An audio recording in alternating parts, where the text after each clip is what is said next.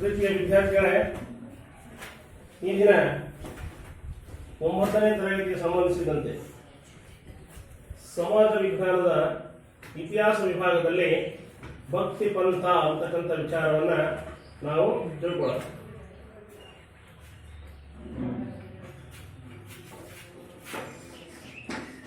ಒಂಬತ್ತನೇ ತರಗತಿ ಇತಿಹಾಸ ಭಕ್ತಿ ಪಂಥ.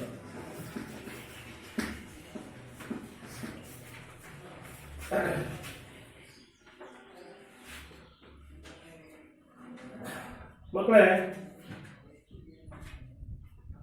ಈ ಭಕ್ತಿ ಚಳುವಳಿ ಬೆಳವಣಿಗೆ ಅಂತಕ್ಕಂಥದ್ದು ಮಧ್ಯಕಾಲೀನ ಭಾರತದ ಒಂದು ಪ್ರಮುಖವಾಗಿರ್ತಕ್ಕಂಥ ಲಕ್ಷಣ ಆಗಿದೆ.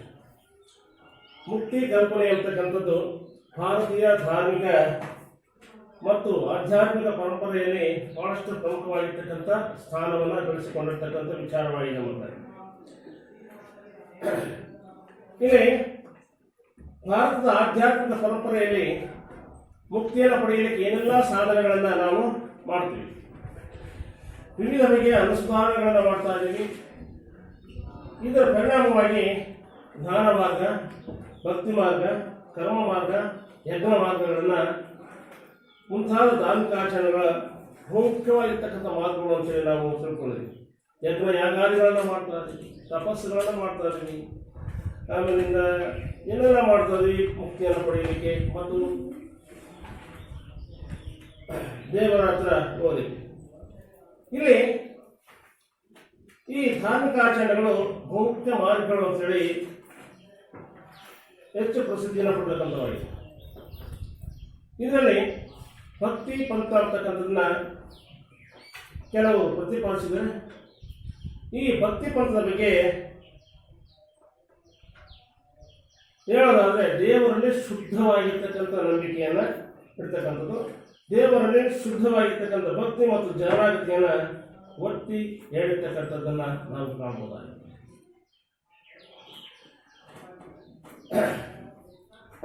ಜನರಲ್ಲಿ ಭಾತೃತ್ವ ಭಾವನೆ ಬೆಳೆಸಲಿಕ್ಕೆ ಪ್ರಯತ್ನಿಸ್ತಾರೆ, ಸರ್ವಧರ್ಮ ಸಮಾನತೆಯನ್ನ ಒತ್ತಿ ಹೇಳ್ತಾರೆ. ಅವರು ಯಾವ ವಿಧಿ ವಿಧಾನಗಳನ್ನ ಅನುಸರಿಸಿರಲಿಲ್ಲ. ದೇವರನ್ನ ಹಲವಾರು ಹೆಸರುಗಳಿಂದ ಕರೆಯಲಿಕ್ಕೆ ಪ್ರಾರಂಭ ಮಾಡಿದ್ರು. ರಾಮ, ಕೃಷ್ಣ, ಅಲ್ಲ, ಯೇಸು, ಶಿವ, ಶಂಕರ ಇತ್ಯಾದಿಯಾಗಿ ಹಲವಾರು ನಾಮಗಳಿಂದ ಗುರುತಿಸಲ್ಪಡ್ತಕ್ಕಂಥ ಒಂದು ಕಾರ್ಯವನ್ನ ಮಾಡಿ ಭಗವಂತನನ್ನ ಆರಾಧನೆಯನ್ನ ಮಾಡ್ತಾರೆ. ಹಾಗಾಗಿ ಹೆಚ್ಚಿನ ಮಟ್ಟದಲ್ಲಿ ಅವರು ಮುಕ್ತಿಯನ್ನು ಪಡೆಯಲಿಕ್ಕೆ ಭಕ್ತಿ ಮಾರ್ಗವನ್ನು ಅನುಸರಿಸಿಕೊಂಡು ಬಂದರು.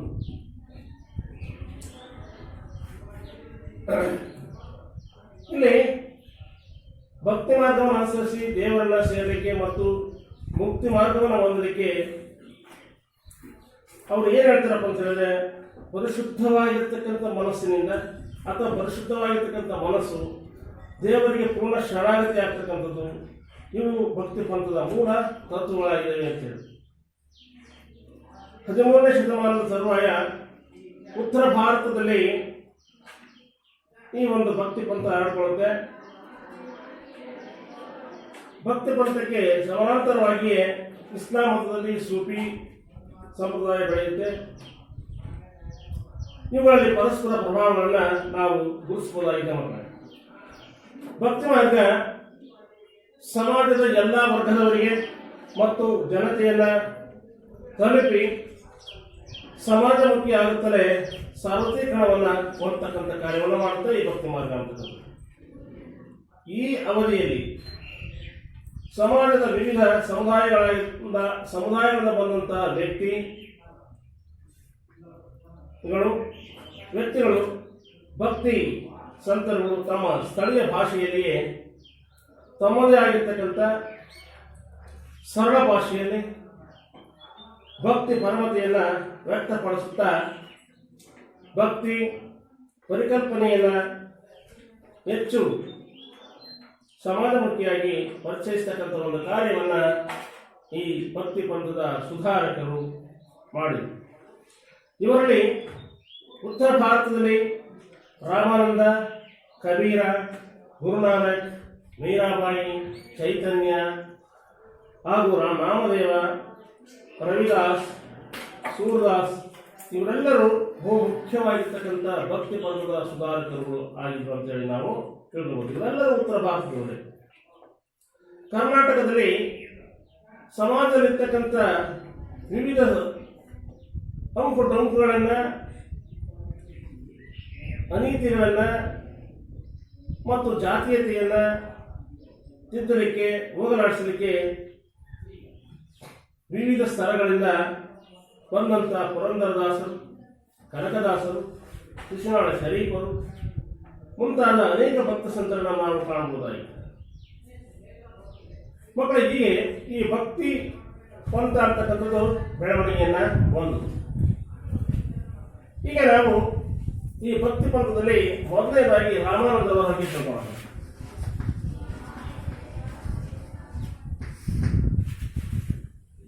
ಮಕ್ಕಳೇ, ಈ ರಾಮಾನಂದರು ಇವತ್ತಿನ ಅಲಹಾಬಾದ್ನ ಬ್ರಾಹ್ಮಣ ಕುಟುಂಬವೊಂದರಲ್ಲಿ ಜನಿಸ್ತಾರೆ. ವಾರಣಾಸಿಯಲ್ಲಿ ಹಿಂದೂ ಧರ್ಮಶಾಸ್ತ್ರವನ್ನ ಅಭ್ಯಾಸ ಮಾಡಿ ಆ ಹಿಂದೂ ಧರ್ಮಶಾಸ್ತ್ರದಲ್ಲಿ ತತ್ವಶಾಸ್ತ್ರದಲ್ಲಿ ಉನ್ನತವಾಗಿರ್ತಕ್ಕಂಥ ವ್ಯಾಸಂಗವನ್ನ ಮಾಡ್ತಕ್ಕಂಥ ಕಾರ್ಯವನ್ನು ಇವರು ಮಾಡ್ತಾರೆ. ರಾಮಾನುಜ ಉನ್ನತವಾದ ವ್ಯಾಸಂಗ ಮಾಡಿ ನಾವು ಹಿಂದಿನ ತರಗತಿಗಳಲ್ಲಿ ಆಚಾರ್ಯರ ಬಗ್ಗೆ ನಾವು ತಿಳ್ಕೊಂಡಿದ್ವಿ. ಇಂಥ ಆಚಾರ್ಯರಲ್ಲಿ ಪ್ರಮುಖರಾಗಿರ್ತಕ್ಕಂಥ ರಾಮಾನುಜಾಚಾರ್ಯರ ಅನುಯಾಯಿಗಳಾಗಿ ಅವರ ಶಿಷ್ಯತ್ವವನ್ನು ಈ ರಾಮಾನಂದವರು ತೆಗೆದುಕೊಂಡು ಮುಂದೆ ಭಕ್ತಿ ಪಂಥದಲ್ಲಿ ಅವರು ಸಾಕಷ್ಟು ಮಟ್ಟದಲ್ಲಿ ಪ್ರೀತಿ, ಭಕ್ತಿ ಇವುಗಳ ಆಧಾರದ ಮೇಲೆ ವೈಷ್ಣವ ಧರ್ಮದ ಶಾಲೆಯೊಂದನ್ನು ಪ್ರಾರಂಭವನ್ನು ಮಾಡ್ತಕ್ಕಂಥ ಕಾರ್ಯವನ್ನು ಮಾಡ್ತಾರೆ.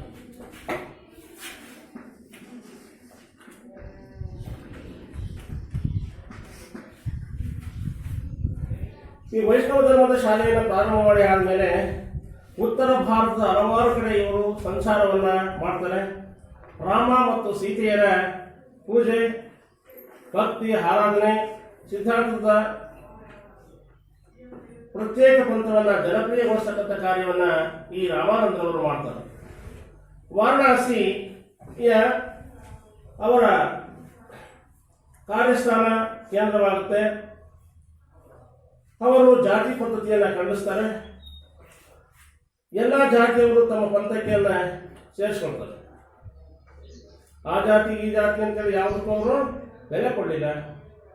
ದೇವರ ದೃಷ್ಟಿಯಲ್ಲಿ ಎಲ್ಲರೂ ಸಮಾನವಂತಕ್ಕಂಥ ದೃಷ್ಟಿಯಲ್ಲಿ ಈ ರಾಮಾನಂದ ಅವರು ಪ್ರತಿಯೊಂದು ಜಾತಿಯವರನ್ನು ಸಹ ತಮ್ಮ ಪಂಥಕ್ಕೆ ಸೇರಿಸಿಕೊಂಡು ತಮ್ಮ ಶಿಷ್ಯರನ್ನಾಗಿ ಮಾಡ್ಕೊಳ್ತಕ್ಕಂಥ ಕಾರ್ಯವನ್ನ ಮಾಡ್ತಾರೆ. ಇಂಥ ಶಿಷ್ಯರಲ್ಲಿ ಕಬೀರ್ ದಾಸ್ ಅಂತಕ್ಕಂಥವ್ರು, ಕಬೀರ್ ಅಂತಕ್ಕಂಥ ಒಂದು ದಾಸ್ ಅಂತ ಬರುತ್ತೆ. ಕಬೀರ್ ಅಂತಕ್ಕಂಥವರು ಪ್ರಮುಖವಾಗಿರ್ತಕ್ಕಂಥ ಶಿಷ್ಯರಾಗಿದ್ದಾರೆ. ಈ ರಾಮಾನಂದವರು ಹಿಂದಿಯಲ್ಲಿ ಪ್ರವಚನವನ್ನ ನೀಡ್ತಾರೆ. ಹೀಗೆ ಈ ರಾಮಾನಂದರವರು ಸಾಕಷ್ಟು ಮಟ್ಟದಲ್ಲಿ ಭಕ್ತಿ ಪಂಥವನ್ನ, ಭಕ್ತಿ ಸುಧೆಯನ್ನ ಉತ್ತರ ಭಾರತದ ಜನಗಳಿಗೆ ಗುಣಪಡಿಸ್ತಕ್ಕಂಥ ಕಾರ್ಯವನ್ನ ಮಾಡ್ತಾರೆ. ಮುಂದೆ ಬರ್ತಕ್ಕಂಥ ಒಂದು ಹೇಳಿದ್ರೆ ಕವಿ ಅಂತಕ್ಕಂಥವ್ರು.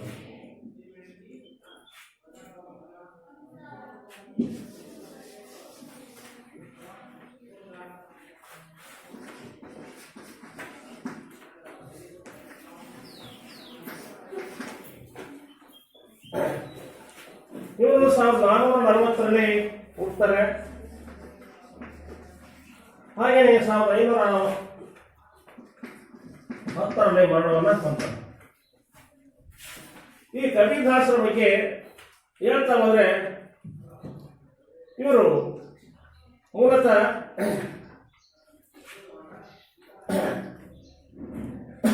ಪ್ರಸಿದ್ಧ ಸಂತ ಕಬೀರರಾಗಿದ್ದರು. ಕಬೀರರು ವಾರಣಾಸಿಯ ಜುಲಾಸ್ ಒಂದು ಕರೀತಕ್ಕಂಥ ನೇಕಾರರ ಮುಸಲ್ಮಾನ್ ಕುಟುಂಬದಲ್ಲಿ ಬೆಳೀತಾರೆ. ಮೂಲತಃ ಇವರು ಮುಸಲ್ಮಾನರು ಹಿಂದೂಗಳು ಅಂತೇಳಿ ನನಗೂ ಸಾಕು. ಒಟ್ಟಾರೆ ಮುಸಲ್ಮಾನ್ ಕುಟುಂಬದಲ್ಲಿ ಇವರು ಜುಲಾಸ್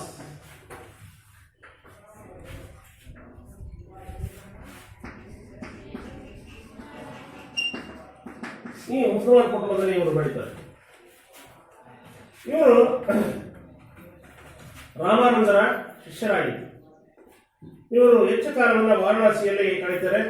ತಮ್ಮದೇ ಆದ ಒಂದು ಹೊಸ ತತ್ವವನ್ನು ಈ ಕಬೀರ್ ಅವರು ಪರಿಚಯಿಸ್ತಕ್ಕಂಥದ್ದನ್ನು ಮಾಡ್ತಾರೆ.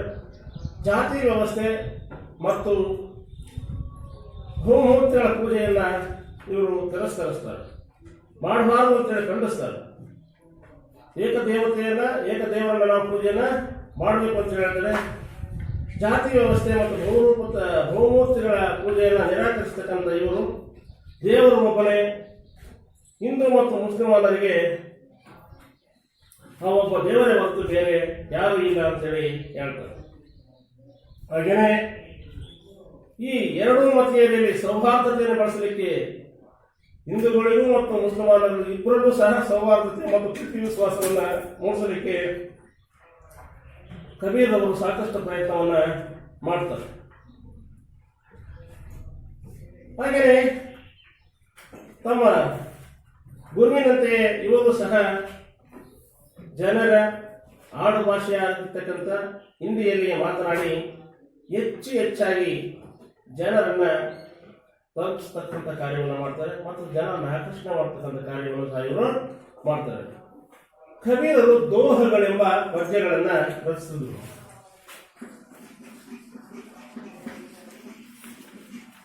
ದೋಹಗಳಂತಕ್ಕಂಥ ಪದ್ಯಗಳನ್ನು ರಚಿಸಿ ಈ ಪದ್ಯದಿಂದ ಸಾಕಷ್ಟು ಪ್ರಖ್ಯಾತಿಯಾದ ಈ ಕಬೀರರು ಹಿಂದೂ ಮತ್ತು ಮುಸಲ್ಮಾನರಲ್ಲಿರ್ತಕ್ಕಂಥ ಒಂದು ಮೂಢನಂಬಿಕೆಯನ್ನು ಖಂಡಾಖಂಡವಾಗಿ ಖಂಡಿಸ್ತಾರೆ. ಅವರು ಒಂದು ಕಡೆ ಮುಸಲ್ಮಾನರನ್ನ ಕುರಿತು ಹೇಳ್ತಾರೆ, ಈ ಮುಸಲ್ಮಾನರು ಎತ್ತರವಾದ ಜಾಗದಲ್ಲಿ ಮೈಕನ್ನ ಕಟ್ಟಿ ಮೈಕಾಸೂರನ ಮುಖಾಂತರವಾಗಿ ದೇವರನ್ನ ಪ್ರಾರ್ಥನೆ ಮಾಡ್ತಾರೆ. ದೇವರು ಏನು ಕಿವುಡ್ನ ಅಂತ ಹೇಳ್ತಾರೆ. ಹಾಗೆ ಹಿಂದೂಗಳನ್ನ ಕುರಿತು ಹೇಳ್ತಾರೆ, ನೀರಿನಲ್ಲೇ ಹುಟ್ಟಿ ನೀರಿನಲ್ಲೇ ಬೆಳೆದು ನೀರಿನಲ್ಲೇ ಸಾಯ್ತಕ್ಕಂಥ ಮೀನು ಮೊಸಳೆ ಕಾಟಗಳೇ ಅಲ್ಲೇ ಸತ್ತು ಮುಕ್ತಿನೇ ಸಿಗಲ್ಲ. ಅಪರೂಪಕ್ಕೊಂದ್ಸರಿ ಯಾವುದೋ ಪವಿತ್ರವಾಗಿರ್ತಕ್ಕಂಥ ಧರ್ಮಸ್ಥಳದ ನದಿಗೂ ಅಥವಾ ಇನ್ಯಾವುದೋ ಒಂದು ಪವಿತ್ರವಾದ ನದಿಗೂ ಹೋಗ್ಬಿಟ್ಟು ಅದರಲ್ಲಿ ಮಿಂದು ಬಿಟ್ಟು ಒಂದು ಸ್ನಾನವನ್ನು ಮಾಡಿ ನಾವು ಪಾಪದಿಂದ ಮುಕ್ತಿಯನ್ನು ಹೊಂದಿದೀವಿ ಅಂತೇಳಿ ಹಿಂದೂಗಳು ಹೇಳ್ತಾರಲ್ಲ, ಇವರು ಅಪರೂಪಕ್ಕೊಂದ್ಸರಿ ಹೋಗಿ ಆ ನೀರಿನಲ್ಲಿ ಮಿಂದು ನಾವು ಪಾಪ ಪರಿಹಾರ ಆಯ್ತು ಅಂತ ಹೇಳಿದ್ದಾರೆ. ಅದರಲ್ಲೇ ಹುಟ್ಟಿ ಅದರಲ್ಲೇ ಬೆಳೆದು ಅದರಲ್ಲೇ ಸಾಯ್ತಕ್ಕಂಥ ಮೀನು ಕಪ್ಪೆ ಮೊಸರುಗಳಿಗೆ ಯಾಕೆ ಮುಕ್ತಿ ಸಿಗಲಿಲ್ಲ ಅಂತಕ್ಕಂಥ ಹಿಂದೂಗಳನ್ನ ಕುರಿತು ಟೀಕೆಯನ್ನು ಮಾಡ್ತಾರೆ. ಮುಸಲ್ಮಾನರು ಆ ರೀತಿ ಟೀಕೆಯನ್ನು ಮಾಡ್ತಾರೆ. ಹೀಗೆ ಹಿಂದೂ ಮುಸಲ್ಮಾನರಿರ್ತಕ್ಕಂಥ ಮೂಢನಂಬಿಕೆಗಳ ಮತ್ತು ಅಂಧಶ್ರದ್ಧೆಗಳನ್ನು ಖಂಡಿಸ್ತಕ್ಕಂಥ ಮತ್ತು ತಮ್ಮದೇ ಆಗಿರ್ತಕ್ಕಂಥ ದೋಹ ಪದ್ಯಗಳನ್ನು ಆಡುವುದರ ಮುಖಾಂತರ ಇಬ್ಬರನ್ನು ಒಂದು ಮಾಡ್ತಕ್ಕಂಥ ಕಾರ್ಯವನ್ನು ಮಾಡ್ತಾರೆ. ಮಕ್ಕಳೇ, ಈ ಮೊಹಮ್ಮದ್ ಕಬೀರರು ಹಿಂದೂ ಮುಸಲ್ಮಾನರನ್ನ ಉತ್ತರ ಭಾರತದಲ್ಲಿ ಈಗಲೂ ಸಹ ಅವರ ಪದ್ಯಗಳನ್ನು ಹಿಂದೂ ಮುಸಲ್ಮಾನರು ಹಾಡ್ತಾರೆ. ಕಬೀರರ ಅನುಯಾಯಿಗಳನ್ನ ಕಬೀರ್ ಪಂಥಿಗಳಂತೇಳಿ ಕರೀತಾರೆ. ಹಾಗೆಯೇ ಈ ಕಬೀರರು ಜಾತಿ ಮತ್ತು ಧರ್ಮಗಳ ಗಡಿಗಳನ್ನು ದಾಟಿ ಯಾವುದೇ ಒಂದು ಜಾತಿಯವರು ಸೀಮಿತವಾಗಿರಲಿಲ್ಲ. ಈ ಜಾತಿ ಮತ್ತು ಧರ್ಮಗಳ ಗಡಿಗಳನ್ನು ದಾಟಿ ಮಾನವೀಯ ನೆಲೆಯನ್ನ ಬೋಧನೆಯನ್ನು ಮಾಡ್ತಕ್ಕಂಥ ಕಾರ್ಯವನ್ನ ಈ ಕಬೀರ್ ಅವರು ಮಾಡ್ತಾರೆ. ಭಾರತದ ಪ್ರಮುಖ ಧಾರ್ಮಿಕ ಹಾಗೂ ಸಾಮಾಜಿಕ ಸುಧಾರಕರಾಗಿ ಇವರು ಹೊರಹೊಮ್ಮತಕ್ಕಂಥದ್ದನ್ನ ನಾವು ಕಾಣಬಹುದಾಗಿದೆ. ಮತ್ತೆ ನೀವು ಇವತ್ತು ಚಿತ್ರದುರ್ಗಕ್ಕೆ ಹೋದ್ರೆ ಕಬೀರ್ ದಾಸರ ಮಠ ಅಂತ ಒಂದು ಮಠ ಇದೆ. ಆದರೆ ಕಬೀರ್ ದಾಸರ ಮೂರ್ತಿಯನ್ನ ನೋಡಬಹುದು.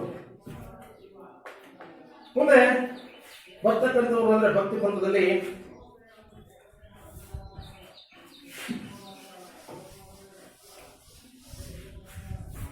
ಚೈತನ್ಯ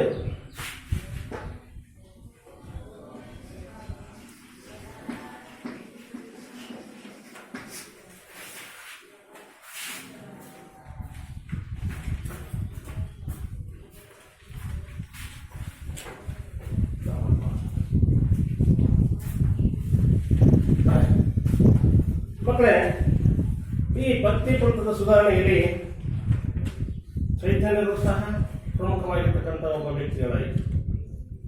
ಭಕ್ತಿ ಚಳವಳಿಯ ಪ್ರಸಿದ್ಧ ಸಂತರಲ್ಲಿ ಚೈತನ್ಯರು ಒಬ್ಬರು ಅಂತ ಹೇಳಿದರೆ ತಪ್ಪು ಆಗಲಾರದೇನೋ ಅಂತ. ಇವರು ಬಂಗಾಳದ ನಾಡಿಯಾದಲ್ಲಿ ಬ್ರಾಹ್ಮಣ ಕುಟುಂಬವೊಂದರಲ್ಲಿ ಜನ್ಮವನ್ನು ತಾಳ್ತಾರ. ತಮ್ಮ 25ನೇ ವಯಸ್ಸಿನಲ್ಲಿ ಈ ಚೈತನ್ಯರವರು ಸನ್ಯಾಸ ದೀಕ್ಷೆಯನ್ನು ಪಡೆದುಕೊಳ್ತಾರೆ. ತದನಂತರ ಶ್ರೀಕೃಷ್ಣ ಪಂಥದ ಅನುಯಾಯಿಗಳು ಆಗ್ತಾರೆ. ಅನೇಕ ವರ್ಷಗಳ ಕಾಲ ಮಥುರಾ ಮತ್ತು ಬೃಂದಾವನಗಳಲ್ಲಿ ಉಳ್ಕೊಳ್ತಾರೆ ಅಥವಾ ತಂಗತಕ್ಕಂಥ ಕಾರ್ಯವನ್ನು ಮಾಡ್ತಾರೆ. ಇಲ್ಲಿ ಶ್ರದ್ಧೆಯಿಂದ ಜಾತಿ ಮೊದಲಾದ ಬೋಧನೆಗಳನ್ನು ಈ ಚೈತನ್ಯರವರು ಮಾಡ್ತಕ್ಕಂಥ ಕಾರ್ಯವನ್ನು ಮಾಡ್ತಾರೆ. ಭಕ್ತಿಯಿಂದ ಮನುಷ್ಯನು ಪರಿಶುದ್ಧನಾಗ್ತಾನೆ ಅಂತೇಳಿ ಹೇಳ್ತಾರೆ. ಉಪದೇಶ, ಈ ರೀತಿ ಉಪದೇಶ ನೀಡುವುದರ ಮುಖಾಂತರ ಜನರಲ್ಲಿ ಭಕ್ತಿಯ ಭಾವನೆಯನ್ನು ಬೆಳೆಸ್ತಕ್ಕಂಥ ಕಾರ್ಯವನ್ನು ಮಾಡ್ತಾರೆ. ಕೃಷ್ಣನ ಆರಾಧನೆಯನ್ನು ಜನಪ್ರಿಯಗೊಳಿಸ್ತಕ್ಕಂಥ ಕಾರ್ಯವನ್ನು ಮಾಡ್ತಾರೆ. ಕೃಷ್ಣನನ್ನ ಕುರಿತು ಅನೇಕ ಭಕ್ತಿಗೀತೆಗಳನ್ನು ಹಾಡಿರ್ತಕ್ಕಂಥದ್ದನ್ನು ನಾವು ಕಾಣಬಹುದಾಗಿದೆ ಮತ್ತು ಭಕ್ತಿಗೀತೆಗಳನ್ನು ರಚಿಸಿದರು. ಇವರು ಜನರಲ್ಲಿ ಜಾತಿ ಪದ್ಧತಿಯನ್ನು ವಿರೋಧಿಸಿ ಭಾತೃತ್ವ, ಸಮಾನತೆ ಅಂತಕ್ಕಂಥದ್ದನ್ನು ಹೆಚ್ಚಿಸಲಿಕ್ಕೆ ಸಾಕಷ್ಟು ಪ್ರಯತ್ನವನ್ನು ಮಾಡಿದ ಮಕ್ಕಳೇ. ಇವರ ಆಧ್ಯಾತ್ಮಿಕ ಚಿಂತನೆ ಬೋಧನೆಗಳನ್ನು ಚೈತನ್ಯ ಚರಿತಾಮೃತ,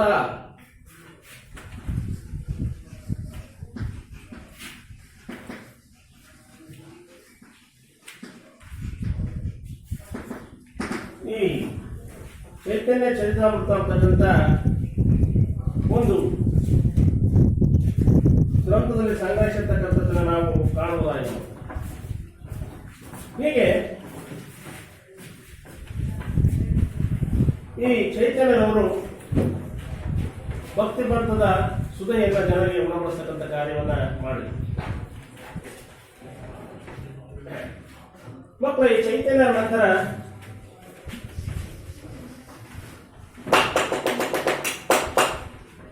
ಗುರು ನಾನಕ್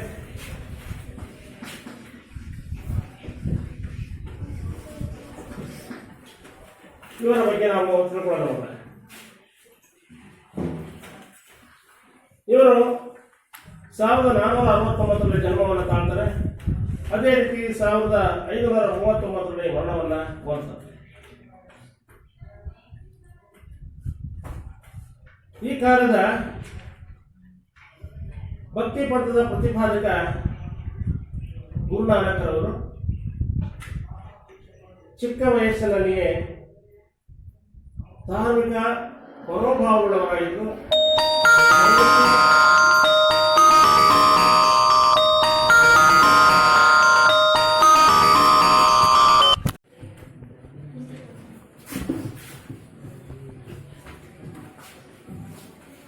ಮಕ್ಕಳೇ, ಈಗ ಭಕ್ತಿ ಪಂಥದಲ್ಲಿ ಗುರುನಾನಕರ ಬಗ್ಗೆ ನಾವು ತಿಳ್ಕೊಳ್ಳೋಣ.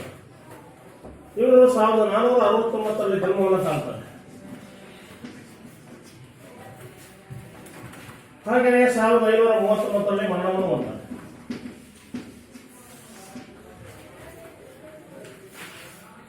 ಈ ಗುರುನಾನಕರವರು ಬಹಳಷ್ಟು ಚಿಕ್ಕ ವಯಸ್ಸಿನಲ್ಲಿಯೇ ಭಕ್ತಿ ಪಂಥದ ಕಡೆಗೆ ವಾಲ್ತಕ್ಕಂಥದ್ದನ್ನು ನಾವು ನೋಡ್ತಾ ಇದ್ದೀವಿ. ಈ ಧಾರ್ಮಿಕ ಪ್ರವೃತ್ತಿಯುಳ್ಳಂಥ ಮನೋಭಾವನೆಯನ್ನ ಗುರುನಾನಕರವರು ಚಿಕ್ಕ ವಯಸ್ಸಿನಲ್ಲಿ ಬೆಳೆಸಿಕೊಂಡಿರ್ತಕ್ಕಂಥದ್ದನ್ನ ನಾವು ನೋಡ್ತೀವಿ. ಇವತ್ತಿನ ಪಾಕಿಸ್ತಾನ ಅಂತ ಏನು ಕರಿತೀವಿ, ಈ ಪಾಕಿಸ್ತಾನದ ತಳವಂಡಿ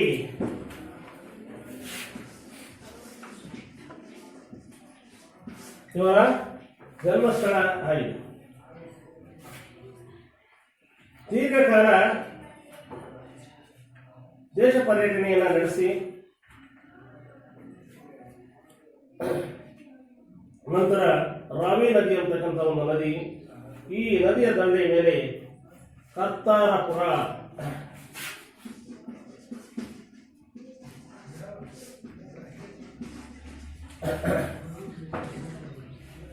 ಈ ಕರ್ತಾರ್ಪುರ ಅಂತಕ್ಕಂಥ ಜಾಗದಲ್ಲಿ ಭಕ್ತಿ ಕೇಂದ್ರವನ್ನ ಸ್ಥಾಪಿಸ್ತಕ್ಕಂಥ ಕಾರ್ಯವನ್ನು ಮಾಡ್ತಾರೆ. ಹಾಗೇನೆ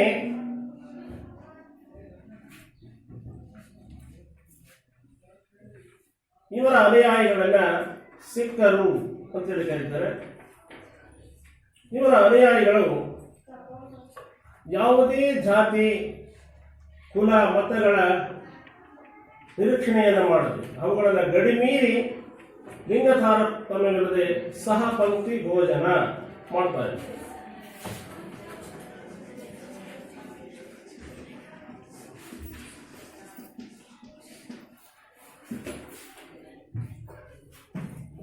ಇವತ್ತು ಸಹ ಕೆಲವು ಕಡೆ ಸಹಪಂಕ್ತಿ ಭೋಜನವನ್ನು ಮಾಡಲ್ಲ.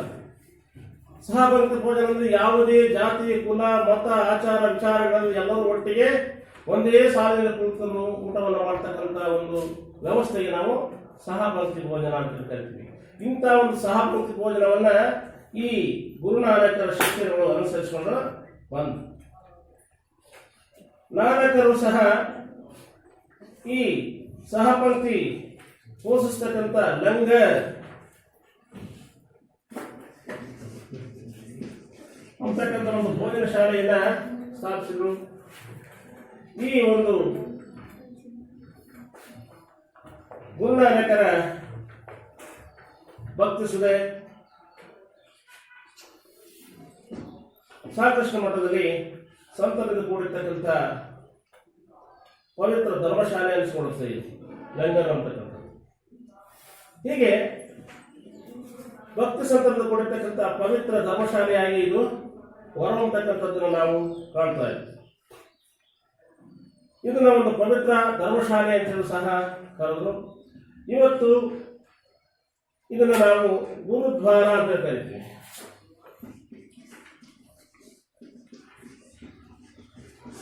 ಸಿಖ್ಖರ ಪವಿತ್ರ ಯಾತ್ರಾ ಸ್ಥಳ ಗುರುದ್ವಾರ ಅಂತೇಳಿ ಕರಿತೀವಿ.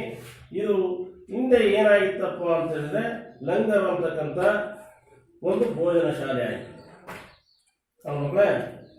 ಇವರು ದೇವರು ಒಬ್ಬನೇ ಅಂತೇಳಿ ಹೇಳಿದ್ರು. ಇವರು ಸಹ ದೇವರು ಒಬ್ಬನೇ ಅಂತೇಳಿ ಬೋಧಿಸಿದ್ರು.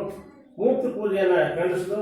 ಸತ್ಕಾರ್ಯಗಳನ್ನು ನಾವು ಮಾಡಬೇಕು ಮತ್ತು ಪರಿಶುದ್ಧ ಹಾಗೂ ನೀತಿಯುಕ್ತವಾಗಿರ್ತಕ್ಕಂಥ ಜೀವನಕ್ಕೆ ಹೆಚ್ಚಿನದಾಗಿರ್ತಕ್ಕಂಥ ಮಹತ್ವವನ್ನು ನಾವು ಕೊಟ್ಟದ್ದೇ ಆದರೆ ದೇವರನ್ನು ಸುಲಭವಾಗಿ ಸೇರಬಹುದು ಅಥವಾ ಪಡಿಬಹುದು ಅಂತಕ್ಕಂಥದ್ದು ಸಹ ಹೆಚ್ಚಿನ ಮಟ್ಟದಲ್ಲಿ ಜನರಿಗೆ ತಿಳಿ ಹೇಳ್ತಕ್ಕಂಥ ಕಾರ್ಯವನ್ನು ಮಾಡ್ತಾರೆ. ಇವರಿಗೆ ಹಿಂದೂ ಮತ್ತು ಮುಸ್ಲಿಮಾನ್ ಶಿಷ್ಯರುಗಳು ಸಹ ಇದ್ದರು. ಹಾಗೆಯೇ ಇವರ ಶಿಷ್ಯರನ್ನ ಸಿಖ್ಖರು ಅಂತೇಳಿ ಕರಿತೀವಿ. ಇವರ ಬೋಧನೆಗೆ ಹೆಚ್ಚು ಹೆಸರುವಾಸಿಯಾಗಿದ್ದರು. ಇವರ ಬೋಧನೆಗಳನ್ನು ಗುರು ಗ್ರಂಥ ಸಾಹಿಬ್ ಅಂತಕ್ಕಂಥ ಒಂದು ಗ್ರಂಥದಲ್ಲಿ ಸಂಗ್ರಹಿಸಿರ್ತಕ್ಕಂಥ ನಾವು ನೋಡಬಹುದಾಗಿದೆ.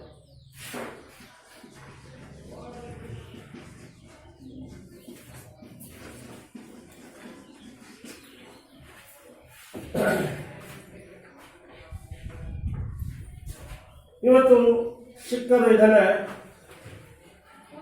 ಆದಿ ಗ್ರಂಥ ಅಂತೇಳಿ ಕರೀತಾರೆ. ಈ ಗ್ರಂಥವನ್ನ ಗುರುದ್ವಾರದಲ್ಲಿ ಇಟ್ಟು ಪೂಜೆಯನ್ನ ಮಾಡ್ತಾರೆ.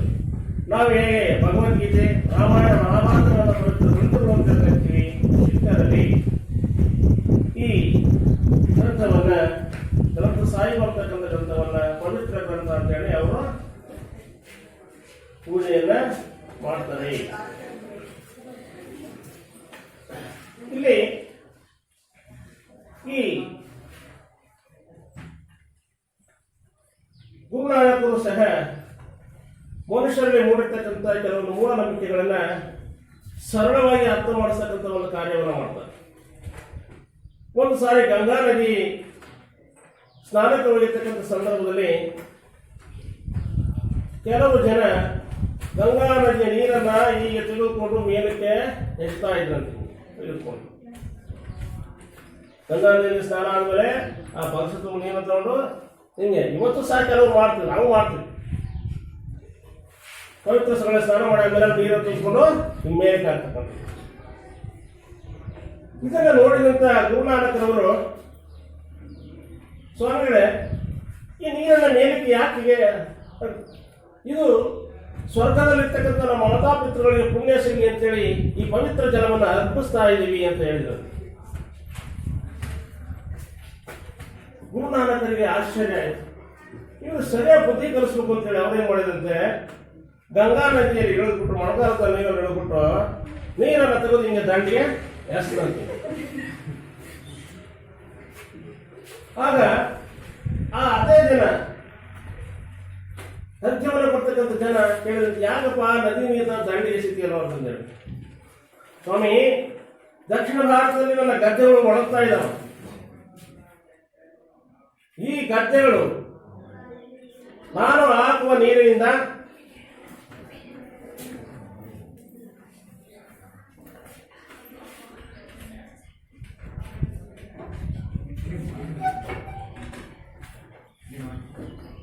ನಾನು ಈ ರೀತಿ ಹಾಕುವ ನೀರಿನಿಂದ ಆ ನೀರು ಹೊರದು ಹೋಗಿ ದಕ್ಷಿಣ ಭಾರತದಲ್ಲಿರ್ತಕ್ಕಂಥ ನನ್ನ ಗದ್ದೆಗಳಿಗೆ ಸೇರ್ತವೆ. ಆಗ ಅಲ್ಲಿರ್ತಕ್ಕಂಥ ಪೈರು ಉಸಾಗಿ ಬೆಳೆಯುತ್ತೆ ಅಂತ ಹೇಳಿ ಅವ್ರು ನಗ್ತಾರೆ. ಯಾರು ಆ ಜನ ಅಲ್ಲಯ್ಯ, ದಕ್ಷಿಣ ಭಾರತದಲ್ಲಿರ್ತಕ್ಕಂಥ ನೆನಗದ್ದೆಗೆ ನಿಮಗೆ ದಂಡಿ ನೀರಿನಲ್ಲಿ ಅಲ್ಲಿ ಹೋಗಿ ತೋರ್ಪುವುದೇ ಭತ್ತ ಬೆಳಿಬಹುದೇ ಅಂತ. ಅಲ್ಲ ಸ್ವಾಮಿ, ಸ್ವರ್ಗದಲ್ಲಿರ್ತಕ್ಕಂಥ ನಿಮ್ಮ ಮಾತಾಪಿತೃಗಳಿಗೆ ಇಲ್ಲಿಂದ ನೀರಿನ ಅರ್ಘ್ಯವನ್ನು ಕೊಟ್ಟರೆ ಅವರು ಪುಣ್ಯವನ್ನು ಪಡಿಬಹುದಾದ್ರೆ ದಕ್ಷಿಣ ಭಾರತದಲ್ಲಿರ್ತಕ್ಕಂಥ ಇದೇ ಭೂಮಿ ಮೇಲೆ ಇರ್ತಕ್ಕಂಥ ನನ್ನ ಹೊಲಗದ್ದೆಗಳಿಗೆ ಈ ನೀರು ಯಾಕೆ ಹೋಗಬಾರದು ಅಂದ್ರೆ ಆವಾಗ ಅವರು ತಮ್ಮ ಮೂಢನಂಬಿಕೆ ಹರಿವಾಗಿ ಹೀಗೆ ಕಬೀರರ ರೀತಿ ಇವರು ಸಹ ಜನರ ಮೂಢನಂಬಿಕೆಯನ್ನ ಪ್ರಾಕ್ಟಿಕಲ್ ಆಗಿ ಪ್ರಾಯೋಗಿಕವಾಗಿ ಖಂಡಿಸ್ತಕ್ಕಂಥ ಕಾರ್ಯವನ್ನ ಮಾಡ್ತಾರೆ. ಇದಿಷ್ಟು ಮಾತ್ರ ಕಬೀರವರ ಗುರುನಾನಕರವರ ವಿಷಯವಾದ್ರೆ, ಮುಂದೆ ಬರ್ತಕ್ಕಂಥವ್ರು ಅಂತ ಹೇಳಿದ್ರೆ ಕೃಷ್ಣನ ಆರಾಧ್ಯ ದೈವ ಇವನೇ ನನ್ನ ಗಂಡ ಅಂತ ಹೇಳ್ಕೊಂಡಿರ್ತಕ್ಕಂಥ ಮೀರಾಬಾಯಿ ಅವ್ರನ್ನ ತಿಳ್ಕೊಳ್ಳೋಣ.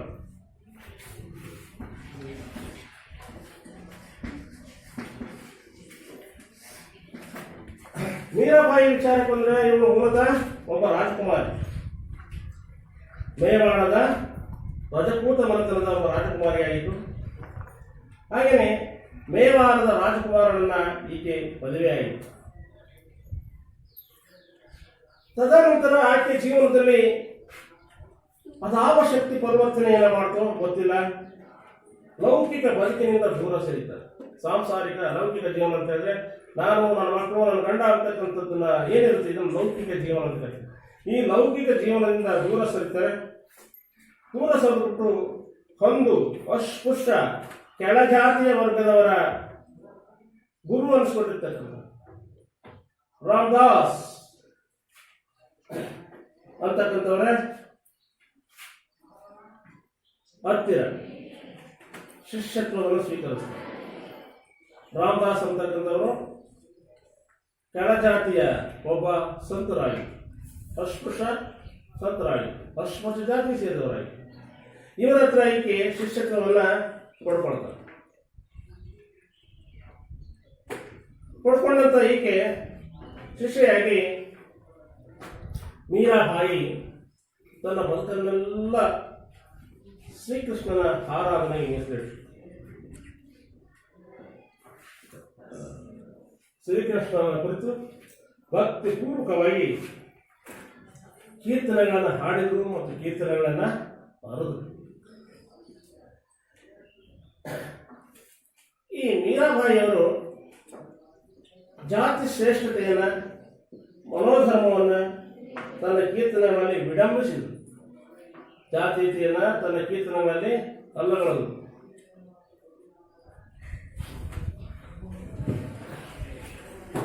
ಹಾಗೇನೆ ಇವರು ಮಾಡಿರ್ತಕ್ಕಂಥ ಕೀರ್ತನೆಗಳನ್ನ, ಬರೆದಿರ್ತಕ್ಕಂಥ ಕೀರ್ತನೆಗಳನ್ನ ಭಜನೆಗಳು ಅಂತ ಹೇಳ್ತಾರೆ.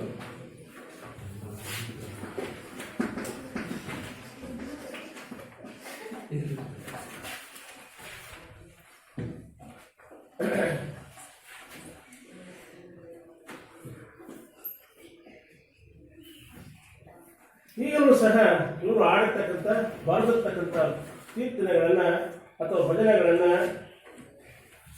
ಉತ್ತರ ಭಾರತದಲ್ಲಿ ಹಾಡಲಾಗ್ತದೆ ಹಾಗೂ ಹೆಚ್ಚು ಖ್ಯಾತಿಯನ್ನು ಗಳಿಸಿಕೊಂಡಿದ್ದವು. ಹೆಸರುವಾಸಿಯಾಗಿರ್ತಕ್ಕಂಥವು ರಾಜಸ್ಥಾನ ಮತ್ತು ಗುಜರಾತ್ ರಾಜ್ಯಗಳಲ್ಲಿ ಹೆಚ್ಚು ಪ್ರಖ್ಯಾತಿಯನ್ನು ಗಳಿಸಿದ್ದಾವೆ. ಹೀಗೆ ಭಾರತದ ಹಲವಾರು ಭಾಗಗಳಲ್ಲಿ ಧರ್ಮ ಮತ್ತು ಜಾತಿಗಳ ನಡುವೆ ಇರ್ತಕ್ಕಂಥ ಅಂತರವನ್ನ ತೊಡೆಯಲಿಕ್ಕೆ ಸಾಕಷ್ಟು ಪ್ರಯತ್ನವನ್ನ ಮಾಡಿದರು. ಈ ಹಲವಾರು ಭಾಗಗಳಲ್ಲಿ ಧರ್ಮ ಮತ್ತು ಜಾತಿಗಳ ನಡುವೆ ಇರ್ತಕ್ಕಂಥ ಅಂತರವನ್ನ ಪಡೆಯಲಿಕ್ಕೆ ಅನೇಕ ಧಾರ್ಮಿಕ ಸುಧಾರಕರು ಮತ್ತು ಸಂತರು ಮತ್ತು ಭಕ್ತ ಸಂತರು ಪ್ರಯತ್ನವನ್ನ ಮಾಡಿದರು. ಮಹಾರಾಷ್ಟ್ರದ ಭೀಮಾ ನದಿಯ ದಡದಲ್ಲಿ ಪಂಢರಾಪುರ ಅಂತ ಇದೆ. ಅಲ್ಲಿ ವಿಠೋಬನ ದೇವಾಲಯವೂ ಇದೆ. ಈ ವಿಠೋಬನ ದೇವಾಲಯವು ಭಕ್ತಿ ಪಂಥದ ಕೇಂದ್ರವಾಗಿತ್ತು ಅಂದಿನ ದಿನದಲ್ಲಿ. ಜ್ಞಾನೇಶ್ವರ, ನಾಮದೇವ, ಏಕನಾಥ, ತುಕಾರಾಮ್ ಮತ್ತು ರಾಮದಾಸರು ಹೊಸ ಪಂಥದ ಸಂತರಲ್ಲಿ ಪ್ರಖ್ಯಾತಿಯನ್ನು ಗಳಿಸಿಕೊಂಡಿರ್ತಕ್ಕಂಥ ಸಂತರುಗಳಾಗಿದ್ದರು. ಕರ್ನಾಟಕದಲ್ಲಿ ಪುರಂದರದಾಸರು ಮತ್ತು ಕನಕದಾಸರು ತಮ್ಮ ಭಕ್ತಿ ಚಳವಳಿಯಲ್ಲಿ ಪ್ರಮುಖರಾಗಿರ್ತಕ್ಕಂಥ ವ್ಯಕ್ತಿಗಳಾಗಿದ್ದರು. ಇವರು ದಾಸ ಪರಂಪರೆ ಅಂತ ನಾವು ಹೇಳ್ತೀವಿ. ಈ ದಾಸ ಪರಂಪರೆಯಲ್ಲಿ ಇವರು ಸಾಕಷ್ಟು ಪ್ರಖ್ಯಾತಿಯನ್ನ ಪಡೆದುಕೊಂಡಿರ್ತಕ್ಕಂಥವರಾಗಿದ್ದರು. ಇದಾದ ಮೇಲೆ ನಾವು ಸೂಫಿ ಸಂತರು, ಇಲ್ಲಿ ಮುಸ್ಲ್ಮಾನರು ಸಹ ಈ ಭಕ್ತಿ ಪಂಥದಲ್ಲಿ ಬರ್ತಾರೆ.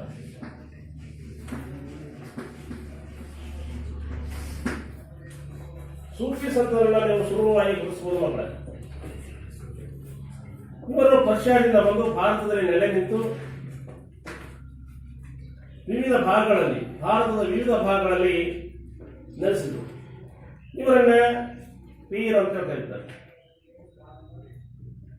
ಪೀರ್ ಅಂತ ಹೇಳಿದ್ರೆ ಗುರು ಅಂತ ಹೇಳಿ.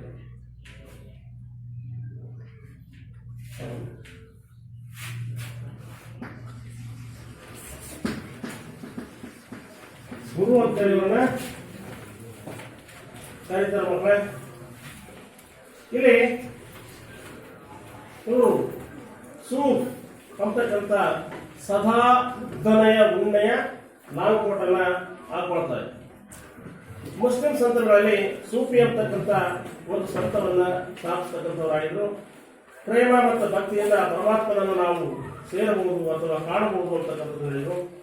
ಅಲ್ಲಾಹನನ್ನು ಸುಲಭವಾಗಿ ಸೇರಬೇಕಾದ್ರೆ ಪ್ರೇಮ ಮತ್ತು ಭಕ್ತಿ ಇರಬೇಕು ಅಂತಕ್ಕಂಥದ್ದನ್ನ ಹೇಳಿ ಗೌರವಿಸ್ತಾರೆ. ಎಲ್ಲ ವರ್ಗದ ಜನರನ್ನು ಗೌರವಿಸಿ ಬಾಳುವುದರ ಮಹತ್ವವನ್ನು ಒತ್ತಿ ಹೇಳ್ತಕ್ಕಂಥವರಾಗಿ ಭಕ್ತಿಯಿಂದ ಕೂಡಿರ್ತಕ್ಕಂಥ ನರ್ತನ ಮತ್ತು ಸಂಗೀತ ನಮ್ಮನ್ನು ದೇವರ ಕಡೆಗೆ ಕೊಂಡೊಯ್ಯುತ್ತದೆ ಅಂತ ಹೇಳಿ ಸೂಫಿಗಳು ಹೇಳ್ತಾ ಇದ್ರು. ಇವರು ಉರ್ದು ಮತ್ತು ಹಿಂದಿ ಭಾಷೆಯಲ್ಲಿ ಭಕ್ತಿಯ ಮಹತ್ವವನ್ನು ಜನಗಳಿಗೆ ಗುಣಪಡಿಸ್ತಕ್ಕಂಥ ಕಾರ್ಯವನ್ನು ಮಾಡ್ತಾರೆ.